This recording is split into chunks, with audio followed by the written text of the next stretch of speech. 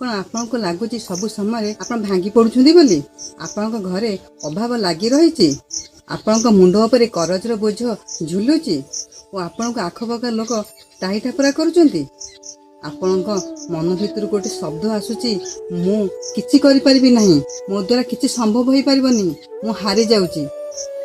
जानतु सबु दुख पछरे किछिटा लुचि रही सत्यता जेमिति लुहा अग्नि रे पड़ी बाहरिला परे से धारुआ होइकी आसे जेमिति सुना अग्निर आहत रे से चकचक छाड़े जेमिति पत्थर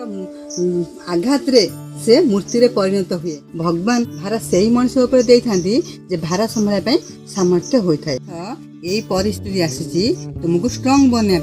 मजबूत करने तुम ताकत बढ़ापी और यही परिस्थिति को आम सामना करने आज ठारू मन रख सब बेले निजको कह